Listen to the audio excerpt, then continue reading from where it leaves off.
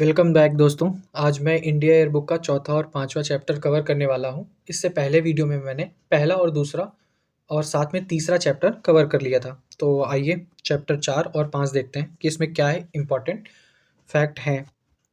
ठीक है, चलिए आगे देखते हैं। तो चौथा हमारा चैप्टर है रक्षा। ठीक है, तो जिम्मेदारी का निर्वाह कौन करता है? रक्षा मंत्रालय करता है। और इसने क्या कर लिया ये देख लेते हैं कि दुर्गम क्षेत्रों में कॉम्बैट स्टोर भेजने वाले P7 हैवी ड्रॉप सिस्टम जैसे छोटे उपकरणों से लेकर INS विक्रांत जैसे स्वदेश निर्मित एयरक्राफ्ट कैरियर के निर्माण के साथ रक्षा उत्पादन ने असाधारण उपलब्धि हासिल की है। अब डेटा देख लेते हैं क्या है कि आज भारत दुनिया के 25 सबसे बड़े रक्षा निर्यातकों में से एक है। 2015-16 में मात्र 2059 करोड़ की बजाय 2022-23 में भारत का रक्षा निर्यात 15,290 करोड़ रुपए पहुंच गया है। यह 23 गुना वृद्धि वैश्विक रक्षा निर्माण क्षेत्र में भारत की प्रगति को इंगित करती है। ये सब मेंस के लिए इंपॉर्टेंट डेटा है। ठीक है, अब भारत करीब 85 देशों को रक्षा उत्पाद निर्यात कर रहा है। सरकार ने 2024-25 तक, ये टाइमलाइन याद रखिएगा, 2024-25 तक रक्षा निर्यात का लक्ष्य 40,000 करोड़ रुपए तक पहुंचाने का लक्ष्य रखा है। ठीक है, आगे देखते हैं। लैंगिक समानता को प्रोत्साहन। सरकार ने सशस्त्र सेनाओं में महिला अफसरों एवं अन्य रैंकों में महिलाओं का अनुपात बढ़ाने के लिए कई कदम उठाए हैं। 3 सेनाएं हैं, जल सेना, वायुसेना और नौसेना। उसमें भारतीय थल सेना में अधिक महिला अफसर कार्यरत हैं। युद्ध के नए मोर्चे। तो आज के युद्ध और युद्ध क्षेत्र में अनेक परिवर्तन देखे जा रहे हैं। थल, जल, वायु और साइबर में स्पेस वॉरफेयर, अंतरिक्ष में संघर्ष भी जुड़ गया है। अंतरिक्ष आधारित हथियारों के निर्माण के लिए रक्षा अंतरिक्ष अनुसंधान एजेंसी DSRA को स्थापित किया गया है। किसको? DSRA को। ठीक है, स्वदेशीकरण को प्रोत्साहन। अब स्वदेशीकरण को प्रोत्साहन, रक्षा अधिग्रहण प्रक्रिया 2020 के अधीन स्थानीय स्रोत से पूंजी प्राप्ति को उचित प्राथमिकता दी जाएगी। मार्च 2022 में उद्योग द्वारा डिजाइन एवं विकसित किए जाने वाले 18 बड़े रक्षा प्लेटफॉर्म की घोषणा की गई। इसमें ये एक इंपॉर्टेंट टर्म है कि दीर्घावधि वाली और औद्योगिकीकरण लाइसेंसिंग प्रक्रिया के सरलीकरण, मेक प्रोसीजर के स्वचालित रूट एवं सरलीकरण के अंतर्गत 74% विदेशी पूंजी निवेश के उदारीकरण की योजना को भी अमल में लाया गया है। मतलब डिफेंस सेक्टर में 74% FDI अभी ऑटोमेटिक रूट के तहत है। ठीक है, फिर देखते हैं, ये एक टर्म याद कर लीजिए कि उत्तर प्रदेश एवं तमिलनाडु में 2 रक्षा औद्योगिक गलियारे की भी स्थापना की गई है, उत्तर प्रदेश और तमिलनाडु में। ठीक है, रक्षा स्टाफ प्रमुख वाला देख लेते हैं। 2019 में CDS का पद आया था। ठीक है, ये 4 स्टार जनरल को मनोनीत किया जाता है CDS में। ठीक है, CDS सैन्य कार्य विभाग का प्रमुख होने के अलावा चीफ ऑफ स्टाफ कमेटी का स्थायी अध्यक्ष होता है। यह तीनों सेनाओं के मामलों पर रक्षा मंत्री के प्रमुख सैन्य सलाहकार के रूप में काम करता है। तीनों सेना प्रमुख अपने दलों के संबंध में रक्षा मंत्री को सलाह देते हैं। तीनों सेना प्रमुखों पर CDS की कोई सैन्य कमान नहीं होती है।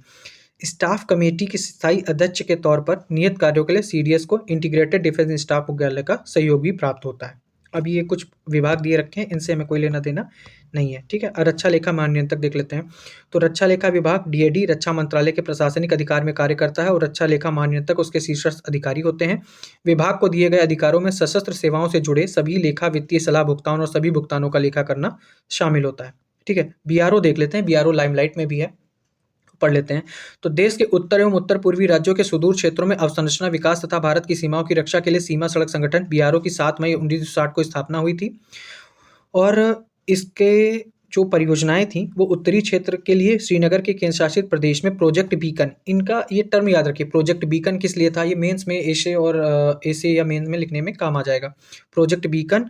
और पूर्वी क्षेत्र के लिए असम के तेजपुर में प्रोजेक्ट वर्तक पूरा किया गया था। ठीक है, BRO सड़क निर्माण की अग्रणी कार्यकारी शक्ति है जो रक्षा मंत्रालय के अधीन भारतीय सशस्त्र बलों का अभिन्न अंग है। और संगठन, ये संगठन क्या है? भारत के सीमांत इलाकों और मित्र देशों में सड़कों के निर्माण और रखरखाव का काम भी करता है। अब BRO सड़क बनाता है तो ये मतलब डिफेंस में भी है और सड़क भी बनाता है। तो सड़क से आप सड़क मंत्रालय नहीं, ये रक्षा मंत्रालय के अंडर काम करेगा। ठीक है, और ये मतलब इंटरनेशनल भी काम कर रहा है। इसने भूटान में भी काम किया है। 11 राज्यों और 3 केंद्र शासित प्रदेशों सहित BRDB मित्र देश भूटान में भी कार्यरत है। भारत सरकार ने सीमा सड़क विकास बोर्ड की स्थापना की जिसमें प्रधानमंत्री को बोर्ड का अध्यक्ष और रक्षा मंत्री को उपाध्यक्ष बनाया गया है। ठीक है, आगे देखते हैं। जनसंपर्क निदेशालय। एक्चुअली ये जो बीटिंग सेरेमनी होती है और जो प्रधानमंत्री का भाषण होता है गणतंत्र दिवस वगैरह पे, वो सारा आयोजन यही कराता है। तो इस बार थोड़ा सा देख लेते हैं कि जनसंपर्क निदेशालय रक्षा मंत्रालय की प्रचार इकाई है जो मीडिया एवं आमजन के बीच मंत्रालय, सशस्त्र बलों, अंतर सेवा संगठनों की महत्वपूर्ण घटनाओं, भारतीय तटरक्षक, सीमा सड़क संगठन, रक्षा अनुसंधान विकास संगठन और रक्षा सार्वजनिक क्षेत्र के उपक्रमों से जुड़ी सूचनाएं, महत्वपूर्ण आयोजनों, कार्यक्रमों, उपलब्धियों, नीति निर्णयों के बारे में सूचना वितरित करता है। इंपॉर्टेंट नहीं है, बस देख लिया।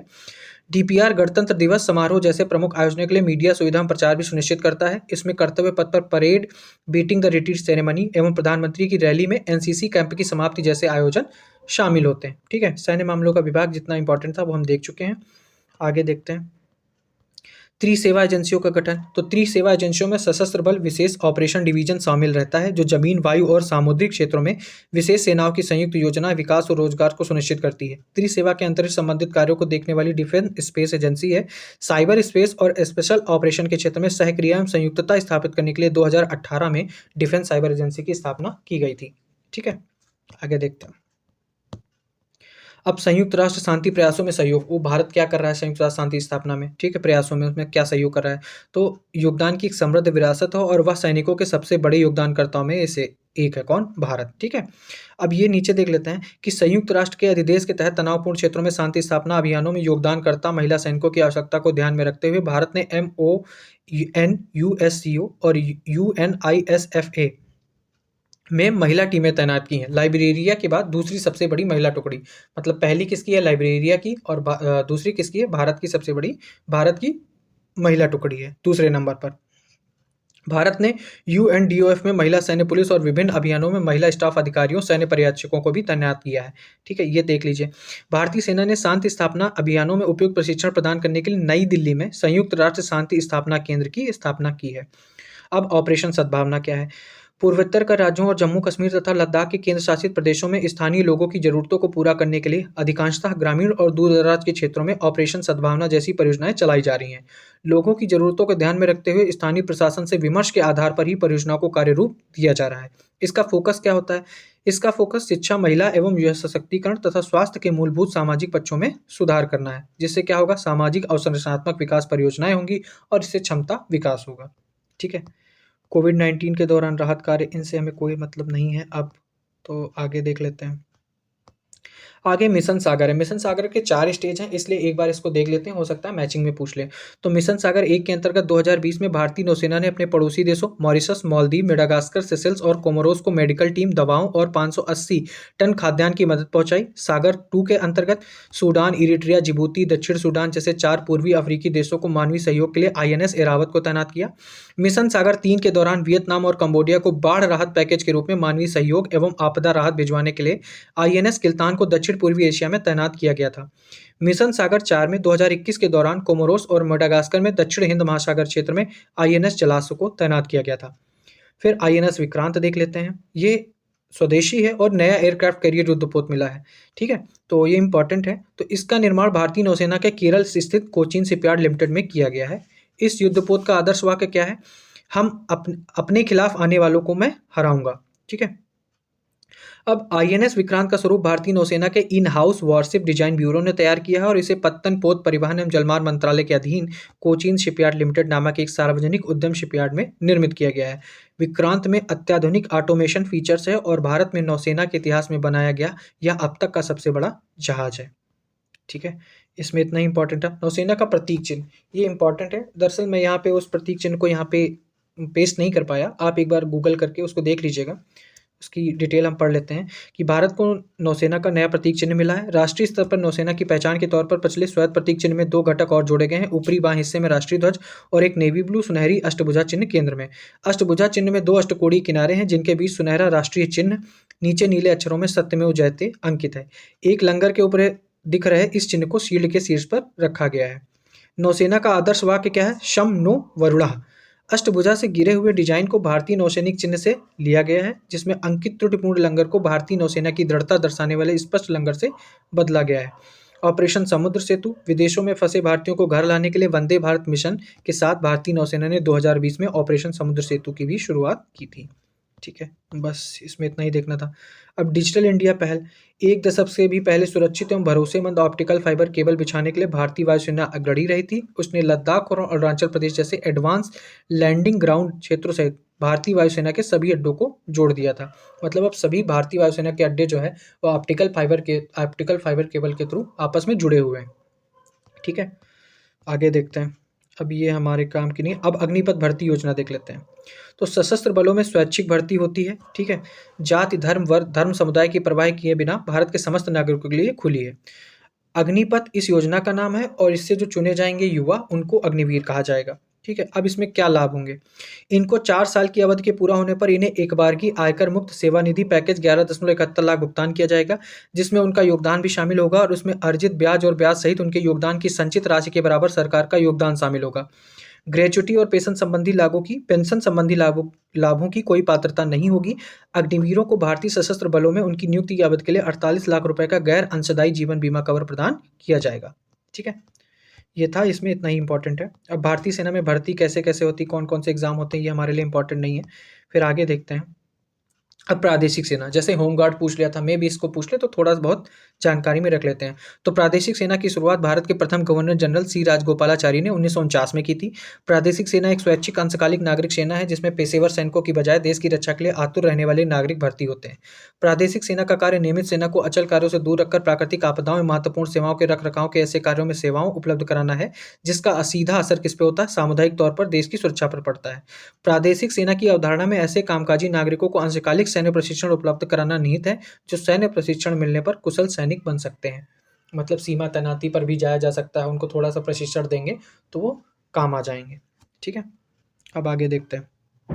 अब जो कॉलेज है उसका यहाँ पे कोई लेना देना नहीं है। फिर राष्ट्रीय कैडेट कोर, ये इंपॉर्टेंट इसलिए है क्योंकि इस साल इसके 75 वर्ष पूरे हो गए हैं। तो राष्ट्रीय कैडेट कोर की स्थापना वर्ष 1948 में इंडियन मिलिट्री कैडेट कोर के तौर पर हुई थी। यह संगठन स्कूल और कॉलेज के छात्रों को तीनों सेवाओं के लिए एक समान अवसर उपलब्ध कराता है। इसने अपनी स्थापना के 75 वर्ष पूरे कर लिए हैं। अब इसमें एक ये है कि सीनियर डिवीजन सीनियर विंग कैडेटों की भर्ती नीति को 2 वर्ष से बढ़ाकर 3 वर्ष कर दिया गया है। इसकी मदद से कैडेट के प्रशिक्षण स्तर और उनके आउटपुट की गुणवत्ता में समग्र सुधार होगा। एनसीसी का विस्तार किया गया है। विस्तार में क्या है कि इसमें न केवल एनसीसी प्रशिक्षण के साथ सीमा सुरक्षा की ज़रूरतों को पूरा करना है, बल्कि युवाओं में देशभक्ति और साहस की भावना विकसित करना और साथ ही अपने-अपने क्षेत्रों के विकास में भी योगदान करना है। मतलब अब एनसीसी प्रशिक्षण के साथ सीमा सुरक्षा का भी प्रशिक्षण दिया जाएगा ताकि वो उसके लिए भी तैयार हो जाएँ। ठीक है? सैनिक स्कूल, तो वर्तमान में देश के विभिन्न हिस्सों में 33 सैनिक स्कूल स्थित हैं और 2021-22 से क्या निर्णय लिया गया कि जितने भी 33 सैनिक स्कूल हैं उसमें लड़कों के साथ अब लड़कियां भी पढ़ाई करेंगी। ठीक है? तो ये एक अच्छा कदम है सरकार का। अब आगे देखते हैं। तो ये सब हमारे लिए इतना इम्पोर्टेंट नहीं है। अब देखते हैं डीआरडीओ। ठीक है, तो डीआरडीओ रक्षा मंत्रालय की अनुसंधान एवं विकास इकाई है जो भारत को रक्षा प्रणाली में आत्मनिर्भर बनाने में महत्वपूर्ण भूमिका निभा रहा है।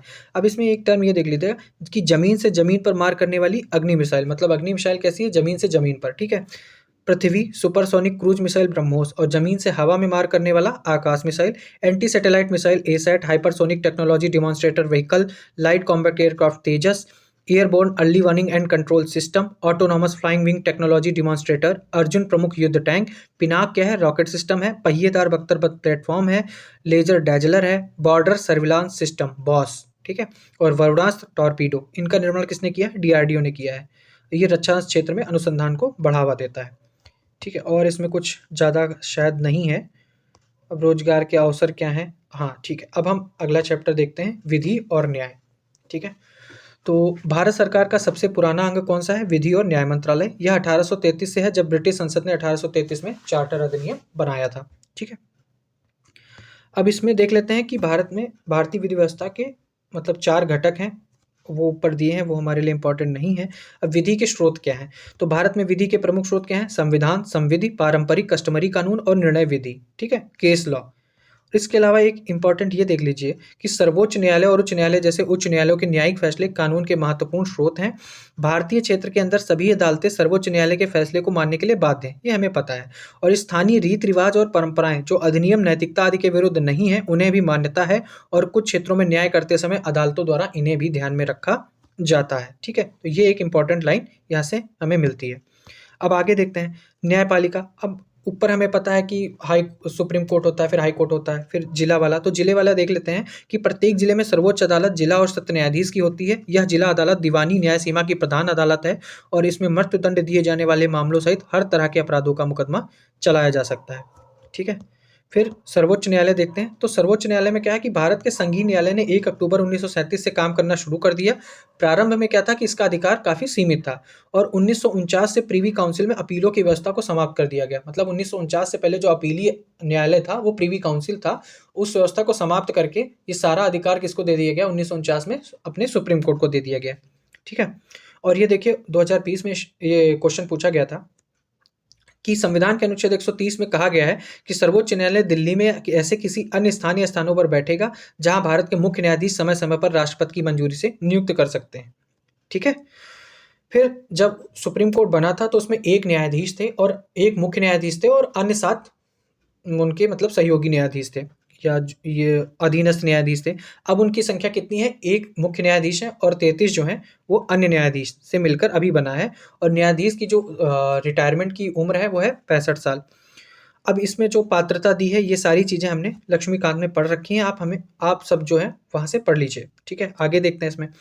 अब ये एक टर्म दिया है वो पढ़ लेते हैं कि सर्वोच्च न्यायालय के पास मूल अपीली और सलाहकार संबंधी क्षेत्राधिकार है जो भारत सरकार और एक या अधिक राज्यों के बीच या एक तरफ भारत सरकार और किसी भी राज्य या राज्यों के बीच और दूसरी तरफ एक या अधिक राज्यों के बीच अधिक राज्य यदि और जहां तक विवाद में कोई प्रश्न शामिल हो, चाहे वो कानून का हो या किसी तथ्य का हो, जिस पर कानूनी अधिकार का अस्तित्व या सीमा निर्भर करती है, किसी भी विवाद तक फैला हो। मतलब उसके क्षेत्राधिकार ये हैं।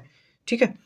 फिर सर्वोच्च न्यायालय यदि संतुष्ट है कि कानून के समान या काफी हद तक समान प्रश्नों से जुड़े मामले उसके और एक या अधिक उच्च न्यायालयों या 2 या अधिक उच्च न्यायालयों के समक्ष लंबित हैं और ऐसे प्रश्न सामान्य महत्व के महत्वपूर्ण प्रश्न हैं, तो वह मामले को वापस ले सकता है या उच्च न्यायालय या उच्च न्यायालयों के समक्ष लंबित मामले और ऐसे सभी मामलों का निपटान स्वयं कर सकता है। ठीक है। और फिर आगे देखते हैं उच्च न्यायालय। तो उच्च न्यायालय अनुच्छेद 214 में आता है कि प्रत्येक राज्य के लिए एक उच्च न्यायालय होगा। उच्च न्यायालय राज्य के न्यायिक प्रशासन का प्रमुख होता है। एक चीज ध्यान रखने वाली है कि केंद्र शासित प्रदेशों में दिल्ली का अपना उच्च न्यायालय है, बाकी नहीं है। बाकी जम्मू और कश्मीर तथा लद्दाख का कॉमन उच्च न्यायालय है, दिल्ली का सिर्फ अपना उच्च न्यायालय है। यूटीज में दिल्ली के पास ही है। और अन्य केंद्र शासित प्रदेश विभिन्न राज्यों के उच्च न्यायालयों के अधिकार क्षेत्र के अंतर्गत आते हैं। प्रत्येक उच्च न्यायालय में एक मुख्य न्यायाधीश और राष्ट्रपति द्वारा समय समय पर नियुक्त किए गए अन्य न्यायाधीश होते हैं। इसमें भी वही सब पात्रता वगैरह लिखी है, प्रावधान लिखे हैं, ये सब हम लक्ष्मीकांत से रिवाइज कर लेंगे। ठीक है। और बाकी ये पीसीएस के लिए इंपॉर्टेंट है, इतना यूपीएससी के लिए कुछ इसका रोल नहीं है। तो आगे देखते हैं। न्याय प्रदान करने और कानूनी सुधारों के लिए राष्ट्रीय मिशन। यह मिशन कब शुरू हुआ था? अब इससे इतना याद रखते हैं 2011 में शुरू हुआ था। और इसका उद्देश्य क्या है कि लंबित और बकाया मामलों को कम करके पहुंच बढ़ाना और ढांचागत परिवर्तनों और कामकाज के मानक और क्षमताओं को स्थापित करके जवाबदेही बढ़ाना। ठीक है। फिर अधीनस्थ न्यायालयों के बुनियादी ढांचे का विकास। न्यायपालिका के लिए बुनियादी ढांचे के विकास की प्राथमिक जिम्मेदारी राज्य सरकारों की है। अब वो कैसे करता है, कैसे रुपए का बंटवारा होता है, वो सब यहाँ पे दिया हुआ है, तो ये सब उतना इंपॉर्टेंट है नहीं। ग्राम न्यायालय पर यूपीएससी ने क्वेश्चन पूछा है, इसको देख लेते हैं। ग्राम न्यायालय अधिनियम 2008 नागरिकों की पहुंच में न्याय प्रदान करने और मध्यवर्ती स्तर पर प्रत्येक पंचायत या निकटवर्ती पंचायतों के समूह के लिए ग्राम न्यायालय स्थापित करने के लिए अधिनियमित किया गया था। ग्राम न्यायालयों को प्रथम श्रेणी के न्यायिक मजिस्ट्रेट का न्यायालय माना जाता है और अनुसूचियों के अनुसार दीवानी और फौजदारी दोनों अधिकार क्षेत्र का प्रयोग करता है। मतलब ये दीवानी और फौजदारी दोनों मामलों में सुनवाई कर सकता है। केंद्र और राज्य सरकारों के पास अनुसूचियों में किसी भी मद को जोड़ने या हटाने का अधिकार है, दोनों के पास अधिकार है। वर्तमान में 15 राज्यों में 479 ग्राम न्यायालय अधिसूचित किए गए हैं, जिनमें से 284 सितंबर 2023 तक काम कर रहे हैं। इसमें डेट वेट इंपॉर्टेंट नहीं है, बस हाँ ये याद रख सकते हैं कि भारत के सभी राज्यों में ग्राम न्यायालय स्थापित किए जा सके हैं तो नहीं, अभी 15 राज्यों में हुआ है। केंद्र सरकार गैर आवर्ती और आवर्ती वित्तीय सहायता प्रदान करके राज्यों को ग्राम न्यायालय स्थापित करने के लिए प्रोत्साहित करती रहती है। ठीक है। अब देखते हैं अनुबंधों और वाणिज्यिक न्यायालयों का प्रवर्तन। वाणिज्यिक विवादों के शीघ्र समाधान को बढ़ावा देने के लिए जिसमें व्यवसाय करने में आसानी हो, वाणिज्यिक न्यायालय अधिनियम 2015 लागू किया गया, जो जिला और उच्च न्यायालय स्तर पर वाणिज्यिक अदालतों की स्थापना का प्रावधान करता है। ठीक है। जैसे नालसा की कुछ मतलब मानदंड में पूछ लिए गए थे, मैं भी इसमें पूछ लें तो ये इसमें लिखे हैं, एक बार देख लेते हैं कि वाणिज्यिक विवादों के शीघ्र और प्रभावी समाधान के लिए कई सुधार और नीतिगत निर्णय भी लिए गए हैं, जिनमें शामिल है वाणिज्यिक मामलों के लिए आर्थिक क्षेत्राधिकार को घटाकर 3 लाख रुपए करना, समर्पित वाणिज्यिक अदालतों में मानवीय हस्तक्षेप के बिना मामलों की समय पर लिस्टिंग के लिए मामलों का स्वचालित और रैंडम तौर पर आवंटन, मामलों की ई फाइलिंग, अदालती शुल्क का ई भुगतान, प्रक्रियाओं की इलेक्ट्रॉनिक सेवा, सभी वाणिज्यिक मामलों के लिए ऑप्ट आउट मॉडल के साथ मध्यस्थता और निपटान की पूर्व संस्था, न्यायाधीशों आदि के लिए मामलों की सूचना प्रणाली के भीतर एकीकृत एक चेतावनी प्रणाली के माध्यम से सिविल प्रक्रिया संहिता में निर्धारित अधिकतम 3 स्थगन नियम का कड़ाई से पालन करना। मतलब तारीख पे तारीख सिर्फ 3 बार अधिकतम।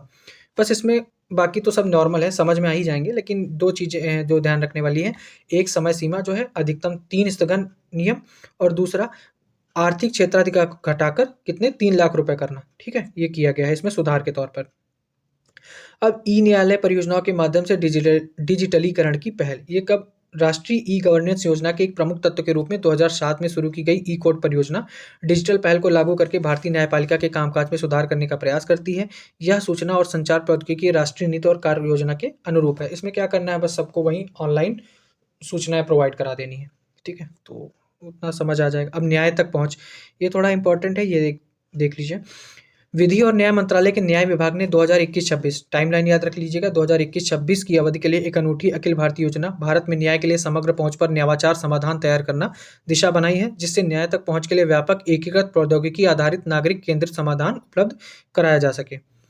देश के 36 राज्यों के शासित प्रदेशों के इतने जिलों में समाहित इस टेली लॉ कार्यक्रम से निर्धनों और जरूरतमंद लोगों को उनके गांव में उपलब्ध वीडियो कॉन्फ्रेंसिंग और टेलीफोन जैसी तकनीकी सुविधाओं और जनसेवा केंद्रों सीएससी के माध्यम से राज्य में स्थापित अधिवक्ता पैनल से कानूनी परामर्श और कानूनी सहायता प्राप्त करने में सहायता मिली है। लाभार्थी को अधिवक्ता पैनल से सीधे जोड़ने के लिए एक मोबाइल एप्लीकेशन भी विकसित किया गया है। न्याय बंधु, ये देख लीजिए। न्याय बंधु प्रो बोनो लीगल सर्विसेज कार्यक्रम का उद्देश्य देश भर में लोक कल्याण के लिए एक निस्वार्थ कानूनी सेवाएं देने हेतु एक ढांचा स्थापित करना है। 5 सितंबर 2023 तक देश भर में इस योजना के तहत 89 लॉ स्कूलों को शामिल किया गया। न्याय विभाग भी विभिन्न उच्च न्यायालयों में निस्वार्थ विधिक सेवा प्रो बोनो के अधिवक्ताओं का पैनल बनाने के लिए कार्य कर रहा है और इस कार्य के लिए एक व्यवस्थित डेटाबेस बनाने हेतु वेब और मोबाइल ऐप अनुप्रयोग भी विकसित किए गए हैं। जिला न्यायालयों में एक दशक से अधिक पुराने लंबित मुकदमों में कमी लाने के लिए न्याय मित्र कार्यक्रम शुरू किया गया है। आम नागरिकों को उनके अधिकार एवं हक दिलवाने हेतु सक्षम बनाने के लिए पूर्वोत्तर के राज्यों तथा जम्मू कश्मीर तथा लद्दाख के केंद्र शासित प्रदेशों में विशिष्ट संदर्भीकृत पहल का विस्तार दिशा के तहत पूरे भारत में किया गया है। ये इसमें कुछ लाइनें हैं जो याद करने वाली हैं। आप पूरे वीडियो को 2x स्पीड में देखेंगे, आपके काम की चीज़ें आपको निकल आएंगी। जितना आपके काम का है आप उसको ले लीजिए, बाकी जो सारी चीज़ें हैं वो आपको मेंस में पक्का काम करेंगी। तो बस आप एक बार वीडियो देख लीजिए, आपको अगर अच्छा लगता है तो इस वीडियो को आगे शेयर कर दीजिए। विधिक सेवा प्राधिकरणों द्वारा आयोजित की जाने वाली लोक अदालतें विवादों के समाधान का वैकल्पिक तरीका है, जिसमें वाद पूर्व मतलब केस दायर होने से पूर्व लंबित मुकदमों का निपटारा दोनों पक्षों के बीच आपसी सहमति से सौहार्दपूर्ण वातावरण में कराया जाता है। ठीक है, ये भी यूपीएससी ने शायद लोक अदालतों पे क्वेश्चन पूछा है, तो आप उसकी डिटेल जो है लक्ष्मीकांत से पढ़ सकते हैं। अब बाकी मुकदमेबाजी, ये मेंस के लिए एक डेटा है, ये देख लीजिए कि राष्ट्रीय न्यायिक डेटा ग्रिड के अनुसार भारत की विभिन्न अदालतों में 15 दिसंबर 2023 तक लगभग 4.4 करोड़ मामले लंबित थे। इसमें सरकार को प्रमुख वादी कहा जाता है। विधिक सूचना प्रबंधन, अब इसमें देखिए कि legal information management and briefing system limbs उन सभी अदालती मामलों की निगरानी के लिए एक वेब आधारित एप्लीकेशन है, जहां भारत भी एक पक्ष है। यह क्या करता है, यह नवीन और आसानी से पहुंचने वाला ऑनलाइन टूल है जो सभी हितधारकों जैसे सरकारी अधिकारियों, उच्च पद के कर्मचारियों, नोडल अधिकारियों, मंत्रालयों, उच्च पद के अधिकारियों, विधि कार्य विभाग और अधिवक्ताओं के लिए 24 घंटे और 7 दिन उपलब्ध है। ठीक है, 2016 में लॉन्च हुआ था, 2020 में इसका वो आ गया था, मतलब एक नया संस्करण आ गया था। वैकल्पिक विवाद समाधान हमने करंट में बहुत काफ़ी जगह पढ़ा होगा, तो एक बार आयकर अपीली न्यायाधिकरण देख लेते हैं। यह सबसे पुराने न्यायाधिकरणों में से एक है और यह क्या करता है, यह आयकर, संपत्ति कर, उपहार कर से संबंधित मामलों में अंतिम तथ्य खोज प्राधिकरण के रूप में कार्य करता है। ITAT द्वारा पारित आदेश अंतिम है। उच्च न्यायालय में अपील तभी की जा सकती है जब निर्धारण के लिए कानून का कोई महत्वपूर्ण प्रश्न उठता हो, मतलब उच्च न्यायालय में तभी आप जा सकते हैं जब उसमें कोई लीगल एस्पेक्ट छिपा हो। ठीक है, भारत का विधि आयोग, तो इसका गठन हर 3 साल में कानून के क्षेत्र में अनुसंधान के लिए निश्चित संदर्भ शर्तों के साथ भारत सरकार के कानून और न्याय मंत्रालय के कानूनी मामलों के विभाग की अधिसूचना द्वारा किया जाता है। ये हम सब देख लेंगे। भारतीय बार काउंसिल, 2022 में यूपीएससी ने इस पर क्वेश्चन पूछा था, तो इसको देख लेते हैं कि भारतीय बार काउंसिल कानूनी शिक्षा और कानूनी पेशे का वैधानिक नियामक है, जिसे उनके मानकों को बनाए रखने और सुधारने का काम सौंपा गया है। यह अधिवक्ताओं के आचरण से संबंधित अनुशंसात्मक मामलों में अपीली प्राधिकरण के रूप में कार्य करता है। अधिवक्ता अधिनियम 1961 की धारा 48B के तहत भारतीय बार काउंसिल के पास राज्य बार काउंसिल पर सामान्य पर्यवेक्षण और नियंत्रण की शक्ति है और राज्य बार काउंसिल के कार्यों के उचित और कुशल निर्वहन के लिए निर्देश जारी करने की भी शक्ति है। ठीक है, इसके आगे शायद ही कुछ इंपॉर्टेंट है, तो वो हम उसे छोड़ देते हैं। अब प्रवर्तन एजेंसियों में दो चीज़ें देख लीजिए कि संविधान के अंतर्गत सार्वजनिक व्यवस्था और पुलिस राज्य का विषय है। पुलिस का रखरखाव और नियंत्रण किसके द्वारा किया जाता है, राज्यों के द्वारा। अब इसमें बहुत सारी, जैसे भारत तिब्बत सीमा पुलिस हो गया, SSB हो गया, BSF हो गया, तो उनके बारे में हमें ज़रूर पढ़ना चाहिए, उनके बारे में हमें नॉलेज होना चाहिए। ठीक है, तो आज हम ITBP कर लेते हैं, फिर अगले नेक्स्ट वीडियो में हम उनके बारे में पूरा पढ़ेंगे, क्योंकि ये एक बड़ा चैप्टर था, तो इसे थोड़ा मतलब 2 भागों में कवर कर लेंगे। तो भारत तिब्बत सीमा पुलिस देख लेते हैं। तो ITBP की स्थापना कब हुई थी, 1962 के था, चीनी हमले के मद्देनजर की गई थी। और इसकी संकल्पना एक एकीकृत गुरिल्ला सह खुफिया तथा लड़ाकू बल के तहत की गई, जो आपूर्ति, संचार और खुफिया जानकारी एकत्र करने में आत्मनिर्भर थी। आज लद्दाख में काराकोरम दर्रे से लेकर अरुणाचल प्रदेश में जाचेपला। अब जाचेपला जो टर्म है, स्थान है, इसे आप याद कर लीजिए कहाँ है, ये अरुणाचल प्रदेश में है। मे बी लोकेशन देख के वो पूछ ले। तो भारत चीन सीमा के पश्चिमी, मध्य और पूर्वी क्षेत्र में 9,000 फुट से इतनी ऊंचाई तक इसके जवान वहाँ पे तैनात हैं। और आईटीबीपी मुख्यतः पर्वतीय क्षेत्रों के लिए प्रशिक्षित सशस्त्र बल है, और इसके अधिकांश अधिकारी और जवान प्रशिक्षित पर्वतारोही और स्कीयर्स हैं। वे माउंट एवरेस्ट सहित 180 अन्य हिमालयी चोटियों पर परचम लहरा चुके हैं। तो आज इतना ही रखते हैं, आगे फिर और वीडियो में कवर करते रहेंगे। आप हमारे साथ जुड़े रहिए, इससे आपको निश्चित ही प्रीलिम्स में फ़ायदा मिलेगा, और आप इसे ज़्यादा से ज़्यादा शेयर कीजिए ताकि और लोगों को लाभ मिल सके। बाकी आज के लिए इतना ही, धन्यवाद।